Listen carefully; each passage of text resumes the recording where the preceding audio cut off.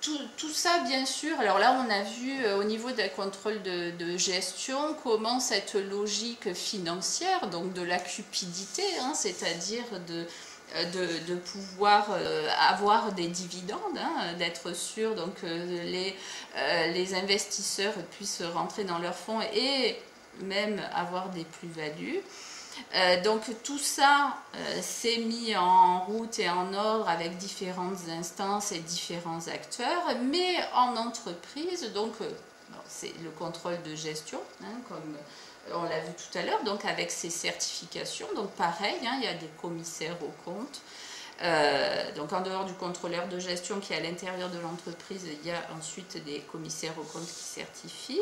Mais tout ça est bien sûr mis en lien avec donc, la direction des ressources humaines. Donc, et puis vous avez aussi le marketing, donc qui est une fonction du management, et les certifications qualité.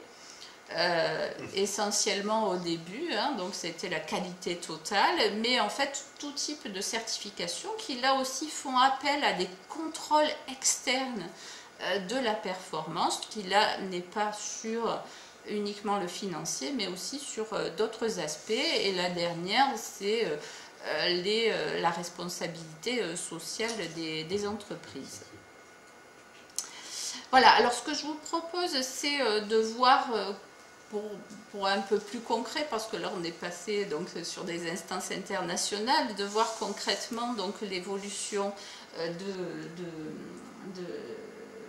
travail, hein, et de l'impact de la gestion et de ces critères-là sur le travail. Donc voilà, ça ne dure pas très longtemps, ça dure 2 minutes.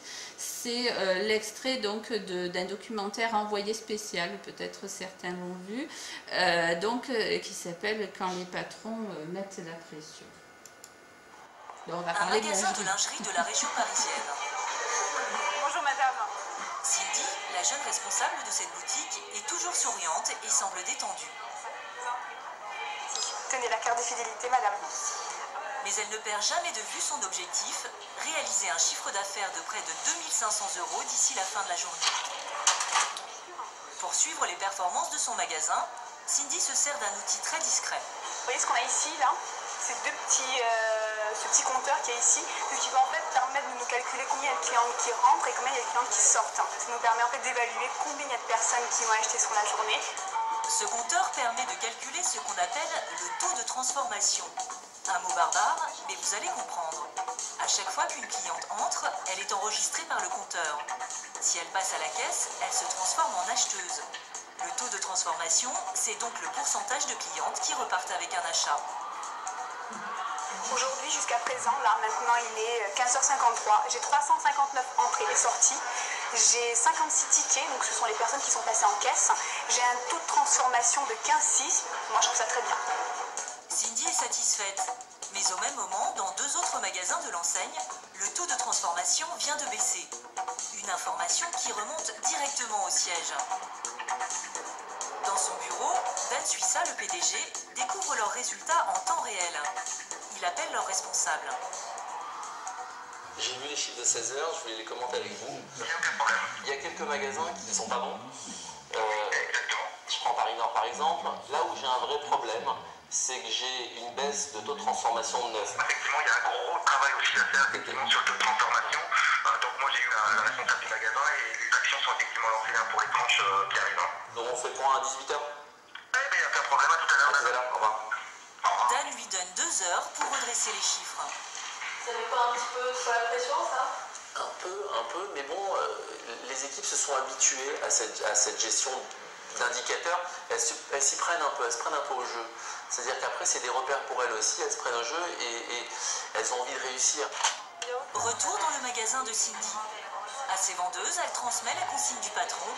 Maintenir le TT, c'est-à-dire le taux de transformation. On a un TT à 15,35. On va essayer de le maintenir, on va essayer de travailler vraiment aujourd'hui, se faire un maximum de TT. D'accord. Des outils de gestion du personnel comme celui-ci, il en existe dans tous les secteurs d'activité. Prêt-à-porter, ameublement, banque, nous allons vous montrer les méthodes de management des plus douces aux plus controversées. Comment les salariés vivent-ils ces nouveaux outils? Ont-ils des conséquences dans leur vie en entreprise, sur leur santé? Enquête dans les coulisses du monde du travail, ou comment les patrons mettent la pression? Voilà. Donc, pour ceux que ça intéresse, la suite est sur Internet. Voilà. Donc, on voit un petit peu... j'ai mis cet extrait parce qu'on voit comment les jeunes générations apprennent à faire leur travail, où en effet il y a une vision tout de suite du chiffre avec des objectifs, etc. Enfin, après, là, on montre juste après, mais je veux pas, les formations qui sont faites justement pour qu'elles détectent donc les clientes bleues, les clientes jaunes, etc. Donc pour les faire entrer dans des cases et du coup adapter son comportement au type de client, etc. Enfin, voilà. De façon à ce que son TT, son taux de transformation soit le meilleur possible. Et voilà. Donc c'est vrai qu'on ne se rend pas forcément compte quand on ne travaille pas dans ces secteurs, mais ça prend différents types de formes, comme ils disent, selon les entreprises où on est. Par exemple, sur les hôpitaux, dans les services publics, on en a un petit peu parlé, c'est la T2A, la tarification à l'acte qui est mise en place. Et avec des objectifs pareils. Bon, après, il y a les taux, les lits aussi. Enfin, voilà, il y a différents indicateurs de performance d'entreprise. Voilà. Alors, la direction des ressources humaines donc, est un élément important là-dedans. D'ailleurs, dans les petites entreprises, et puis cette fonction découle directement de la fonction de comptable, puisque une des premières fonctions des ressources humaines, c'est tout ce qui concerne la paye et les rémunérations.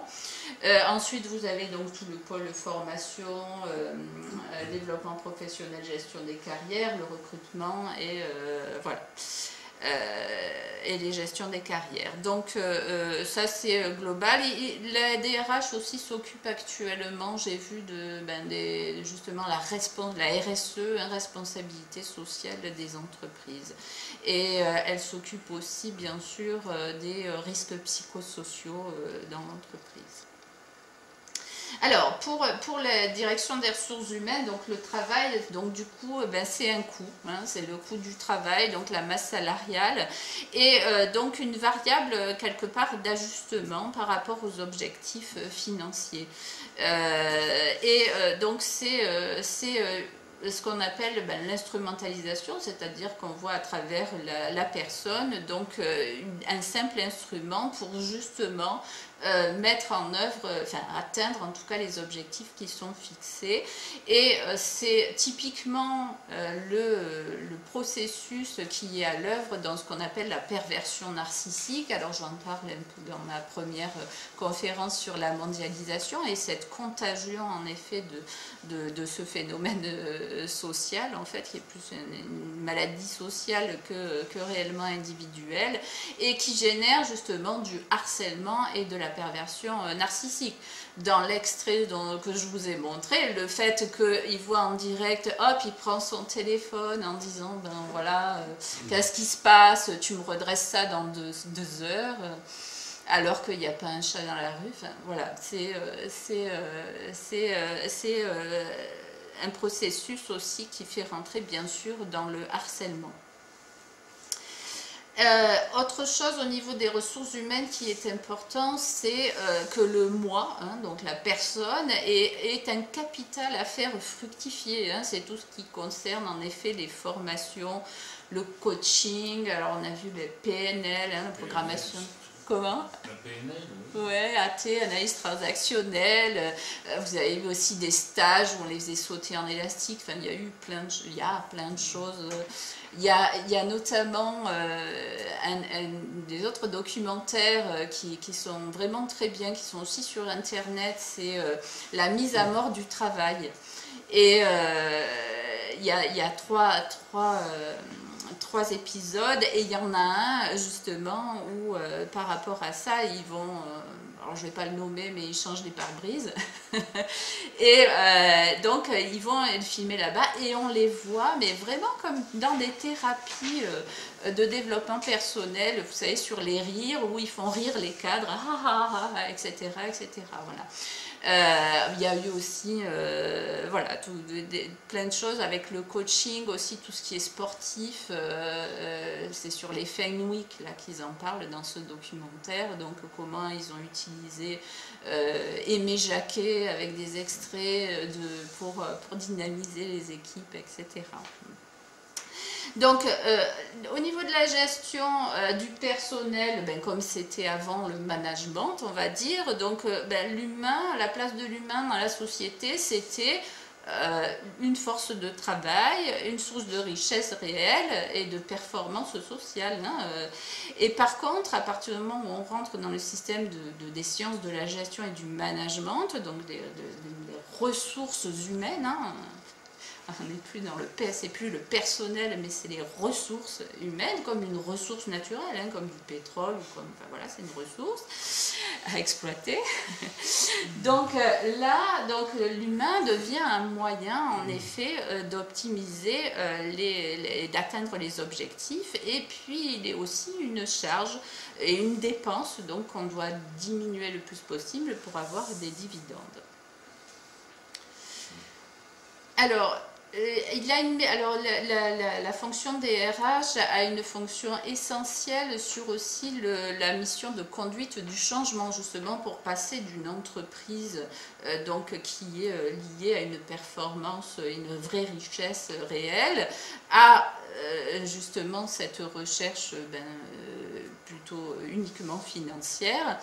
Donc, par rapport à ça, il a développé différents outils. La dernière fois, j'ai détaillé les grilles de classification, c'est-à-dire comment on a cassé les professions pour générer de la polyvalence et baisser les salaires. Donc on a changé la pesée des emplois, donc on en a fait modifier les grilles de classification de façon à mettre en haut de grille tous les postes qui étaient en lien avec les objectifs justement financiers, donc les managers, les comptables, mais aussi la sécurité, et par contre tous les autres professionnels, donc qui devaient être polyvalents, tous en bas de grille.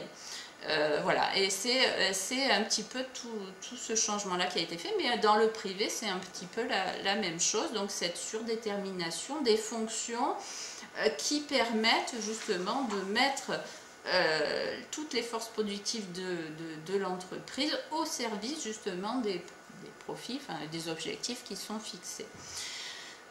Donc tout ce qui concerne aussi bien sûr la résistance au changement, tout ce qui est mis en place, les formations, les coachings, alors le couloir humanitaire des risques psychosociaux, donc en effet dans cette logique-là, vous avez tout un ensemble de souffrances au travail, je l'ai détaillé dans ma première conférence, mais aussi sur la flexi-sécurité, la troisième.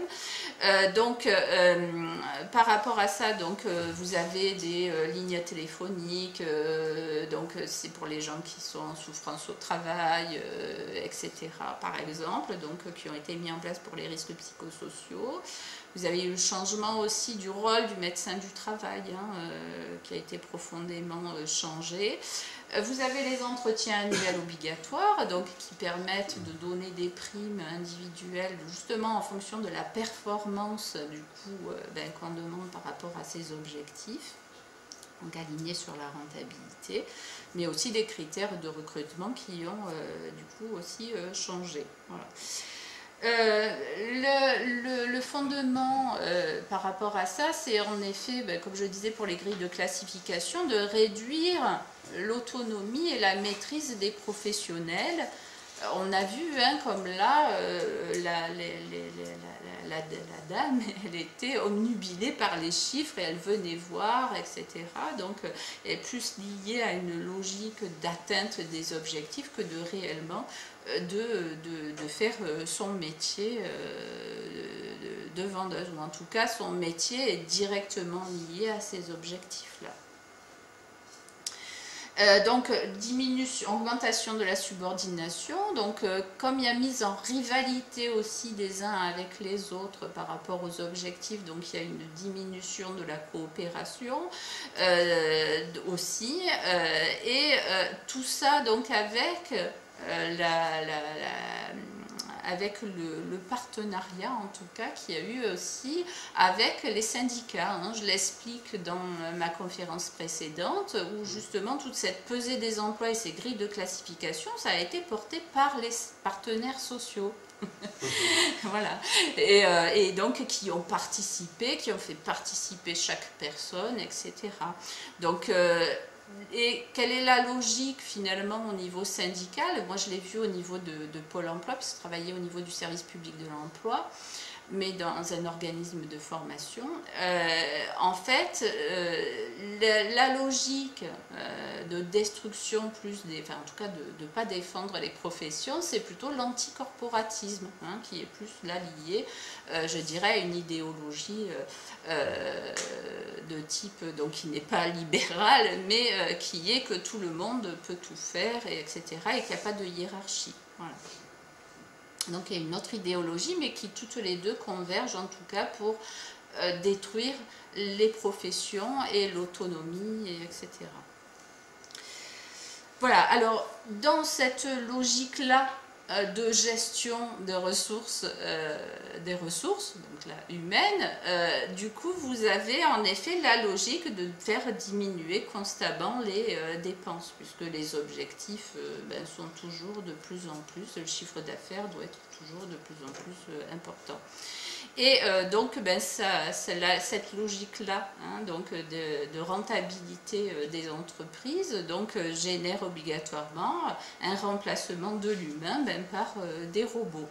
Et ça, j'en parlerai dans ma conférence du 9 mars, sur quelque chose dont on commence à nous parler un petit peu, mais c'est vrai que c'est les robots, donc il est prévu en tout cas qu'il y ait à peu près en 2025 ou 2000, là j'ai mis 2025, là, mais il y a un autre article qui dit 2030, que ça supprimerait 3 millions d'emplois. Mais pas seulement dans les entreprises, dans les industries. De toute façon, les industries, il n'y en a plus beaucoup, hein, elles ont été beaucoup détruites, mais dans les services, hein, et notamment avec les traités de libre-échange TISA, donc ce qui est spécifiquement sur les services. Vous avez maintenant la télémédecine, vous avez tout un ensemble de choses qui feraient disparaître des emplois. Mais vous en avez aussi par exemple sur les voitures ou les camions sans chauffeur. J'ai vu, je crois, il y a un an que les premiers convois convois routiers sans chauffeur étaient expérimentés, je ne sais plus à quel endroit. En Allemagne. Voilà, je crois que c'était en Allemagne, en effet. Voilà, alors, donc ça c'était sur les... Comment? D'Acito. Vous avez des gros problèmes en ce moment. Oui. Comme ça, on pourra revenir sur la robotisation. Enfin, je viens parce qu'en fait, ça implique une transformation de l'espace public. Tout à fait aussi. Qui va devenir privé. C'est-à-dire que tout va devenir privé. Les villes, notamment les smart cities. Donc Grenoble d'ailleurs va représenter l'espace public. L'espace public va disparaître. Donc voilà, très en effet préoccupant le remplacement de l'humain par tout ça. Et j'en ai fait d'ailleurs donc la conférence du 9 mars avec le coût justement environnemental que ça peut avoir, et aussi sur les sociétés humaines bien sûr. Alors autre chose bien sûr dans le management des entreprises, c'est évidemment l'explosion de la fonction du marketing. Je ne vais pas non plus aller très loin non plus là, je vais passer rapidement parce que là j'ai aussi une conférence qui est sur ce thème-là. Donc la fonction, donc, quand ça a été mis en place donc, aux États-Unis, donc c'était par Edward Bernays. Alors, voilà. Donc là j'ai le livre Propaganda qui est la traduction du livre original d'Édouard Bernays. Donc vous avez aussi le documentaire de Century of Self qui a été fait et qui explique donc comment Édouard Bernays a utilisé donc les théories de son oncle Freud et aussi d'Édouard Gustave Le Bon sur les foules, pour justement mettre en place, transformer une société de besoins, c'est-à-dire répondre aux besoins, à une société de désir. Et donc la psychologie donc des foules ou la psychologie freudienne a été utilisée beaucoup, mais elle a été aussi par la suite, donc la connaissance du psychisme humain a été s'est développée, notamment avec le courant reichien, avec la libéralisation, le développement personnel, et donc qui a aussi impacté bien sûr le marketing. Et marketing qui passe aussi maintenant par le numérique d'ailleurs. Donc, simplement pour dire, parce que je ferai la conférence le 4 mai sur cet aspect-là, que j'ai intitulé « Science sans conscience n'est que ruine de l'âme », l'utilisation des connaissances du psychisme pour refonder la société autour du moi et du désir. Voilà comment je l'ai intitulé. En tout cas, le principe, c'est l'exploitation des pulsions individuelles des gens et étudier leurs aspirations, donc pour générer des comportements d'achat. Aujourd'hui, on en est même au neuromarketing, c'est-à-dire qu'on n'a même plus besoin de questionner les gens, mais on va voir directement avec des IRM et des scanners l'impact que peuvent avoir des odeurs, des goûts, etc. Il y a une émission d'Élise Lucet qui avait fait sur le neuromarketing et notamment l'impact que ça avait sur les enfants, que je vous conseille si vous ne l'avez pas vu, si vous ne connaissez pas du tout ce neuromarketing. Voilà. Et sinon, c'est ce qu'on appelle aussi la fabrique du consentement, parce que Édouard Bernays a travaillé bien sûr avec les entreprises, mais il a travaillé aussi avec le gouvernement américain, notamment pour faire accepter à la population d'aller en guerre contre tel pays ou tel autre, donc avec les médias, qui ont une place fondamentale. Voilà. Alors ça s'est mis en place d'abord aux États-Unis et puis évidemment c'est arrivé, donc tout ça j'en parlerai le 4 mai. Alors ensuite, autre pilier fondamental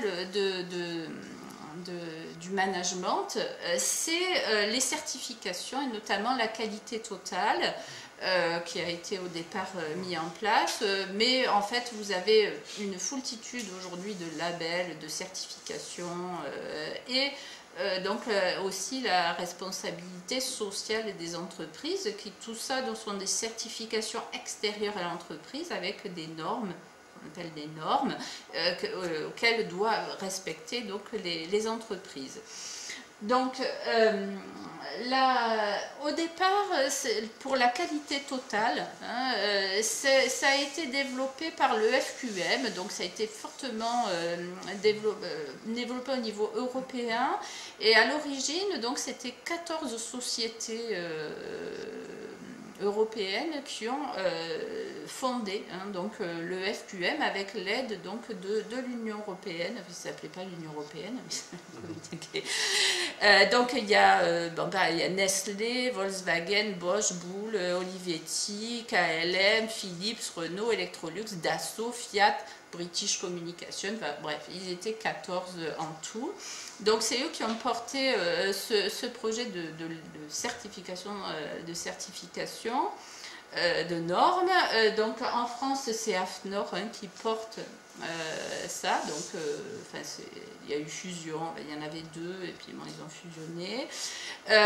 Et en fait, il faut savoir que ce système de certification, au départ, il a été fait après la guerre, donc dans une démarche américano-anglaise, puisqu'en fait, ces deux Ce sont des instituts américains et anglais donc, qui ont mis en place donc, les normes ISO, donc, qui sont là des normes internationales et qui ont donc développé ce principe-là de certification externe à l'entreprise. Voilà, et en gros, notamment pour la qualité totale, c'est évidemment avec cette volonté, cette financiarisation de l'économie, où en effet on demande aux entreprises de la performance financière et non plus de performance sociale. Du coup, en effet, il a été mis en place, oui, mais on va mettre en place de la qualité, voilà, et on va le faire certifier. Donc, ce qui est un petit peu la logique de ça. Donc, vous avez une myriade de labels. Alors là, j'ai mis quelques logos. Alors, vous avez celui-là, donc la 26 000, c'est la responsabilité sociale des entreprises. La 9001, c'est qualité totale. Après, vous avez vous avez les écolabels, etc., etc. Voilà. Donc ça, il y en a plein. Donc ça a créé bien sûr d'externaliser ces contrôles, ces contrôles en fait, c'est la validation des performances, mais moins sur le côté financier que sur d'autres critères. Donc du coup ça génère un énorme marché à ce niveau-là. Vous avez donc et aussi, ce qui est fondamental au niveau du travail, c'est que, étant donné que c'est externalisé, donc ça met en place des procédures standards d'exécution. Tout à l'heure, je parlais au niveau du contrôle de gestion, donc de l'évaluation d'individus par rapport au respect des procédures. Là, c'est typiquement ça, c'est-à-dire, pour être certifié, il faut que vous passiez par telle étape, et puis il faut checker, voilà, pour passer... donc ça déresponsabilise complètement le personnel et ces procédures, il est montré donc, dans tous les travaux qui ont été faits, parce que ça génère évidemment beaucoup de difficultés et de souffrances au travail de rentrer dans un système de ce type-là. Vous avez donc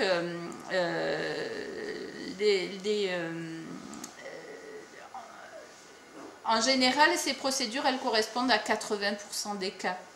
Mais il y en a 20% où c'est l'inverse.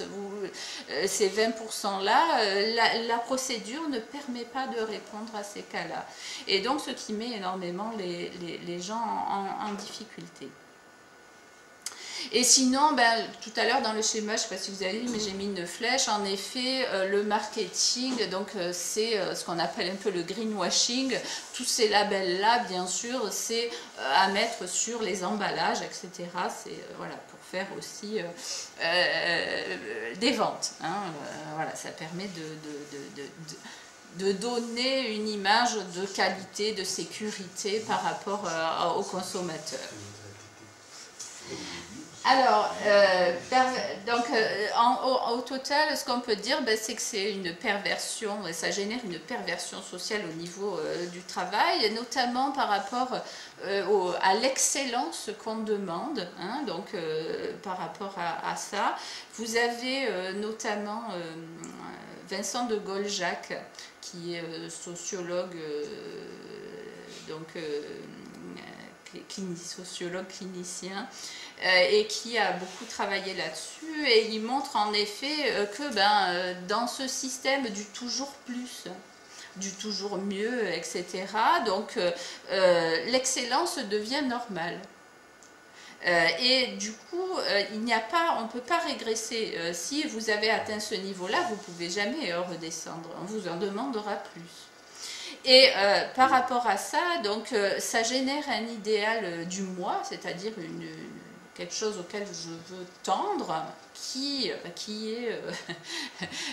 in fine pas soutenable, voilà, puisque ce serait être dans la toute-puissance. Mais il y a la réalité qu'en effet, qui est plein de niveaux, que ça, c'est pas possible. Et ce qui génère donc des gens qui s'investissent énormément, qui atteignent les objectifs, et puis etc. Puis à un moment donné, où en effet on atteint un peu les limites, et puis il y a un désenchantement aussi, hein, le désenchantement au travail, et qui peut générer donc tout ce qui est dépression, mais aussi hyperactivité, hein, c'est-à-dire que pour combler justement tout ça, je fais encore plus, et cette débauche-là d'énergie génère ensuite épuisement professionnel, etc., etc. Et ça, donc il a écrit un livre qui s'appelle, je crois, Le prix de l'excellence, et qui explique donc psychiquement tous les impacts que ça peut avoir, avec notamment ce phénomène un petit peu d'humiliation constante, où on n'est pas à la hauteur, je suis jamais à la hauteur, etc., etc. Voilà, et puis bien sûr, j'en ai parlé, ça détruit les professions, c'est quelque chose d'essentiel, ça renforce la subordination, donc le lien hiérarchique, le lien de subordination, qui interfère directement dans ma façon de faire le travail. Notamment en me mettant en compétition avec mes collègues, hein, ce qu'on appelle le benchmark. Je ne sais pas si vous connaissez, mais voilà, tiens, dans le documentaire où je vous ai montré le départ, je crois que c'est dans celui-là, il montre que dans le magasin de bricolage que je ne vais pas nommer, donc nouveau, qui vient de là, ils mettent des tableaux dans 3 endroits du magasin, bien en évidence, avec le nom de chaque vendeur, ce qu'il a vendu, donc les objectifs qu'il a, donc tout le monde a le même objectif de vente, et puis hier, qui a fait quoi? Donc lui il est à moins machin, lui il a atteint ses objectifs, etc. Et ce qui génère, et il l'explique, que du coup comme c'est la jungle, c'est-à-dire que tout le monde peut vendre ce qu'il veut, hein, il n'y a pas de spécialiste de lave-linge, etc. Évidemment, il y a les précarés de ceux qui vendent plutôt les machines à laver cher, plutôt que les petits robots, hein, pour faire leurs chiffres, évidemment. Donc voilà, tout ce que ça peut générer en termes et il y a eu énormément, ils expliquaient, donc de démissions et de problèmes à ce niveau-là. Voilà, donc Vincent de Goldjacq, dont je parlais, notamment, qui a écrit le livre La société malade de sa gestion, il a fait des conférences aussi qui ont été filmées, qui sont sur Internet, c'est assez intéressant. En tout cas, au niveau de la compréhension de l'impact de la gestion sur les gens. Notamment, ce qu'il montre, c'est qu'au niveau de la qualité totale ou de ces certifications, c'est d'abord le travail empêché, parce que je passe plus de temps à dire ce que je fais qu'à le faire.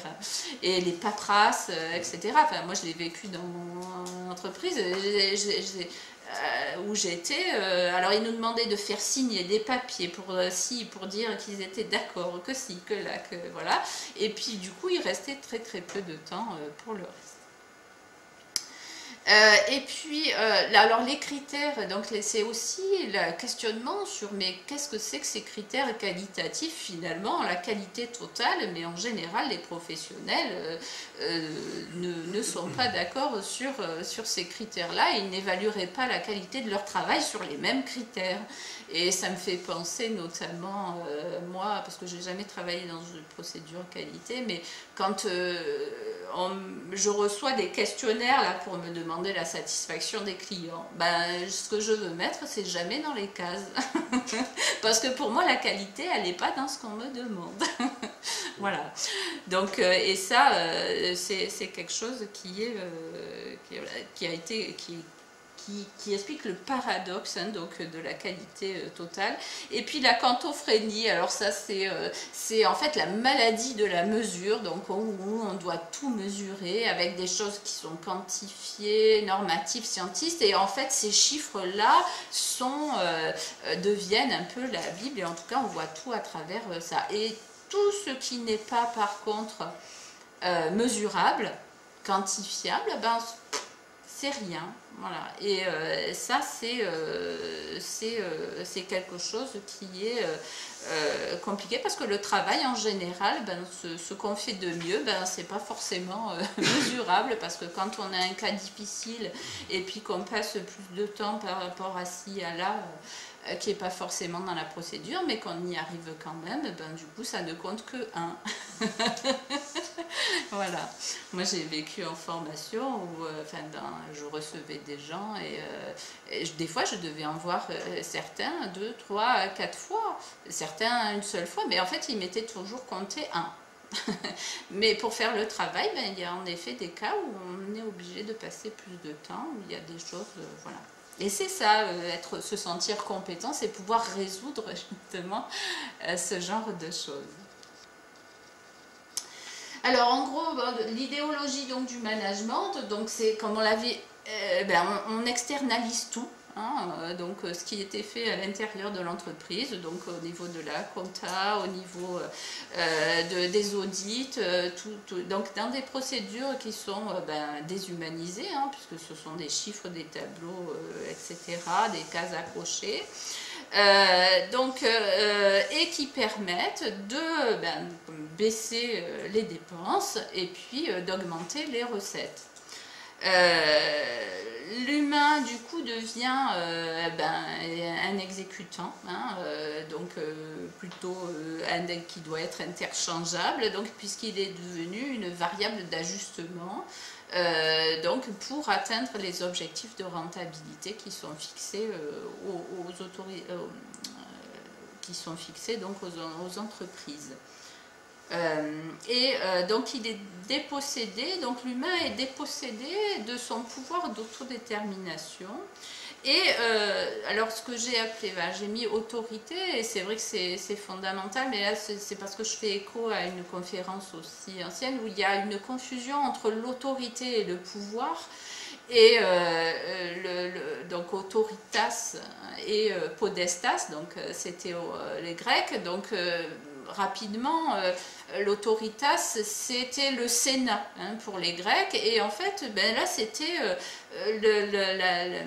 tout ce qui concernait le pouvoir de la transmission du maître et de l'élève, tout ce qui avait un lien avec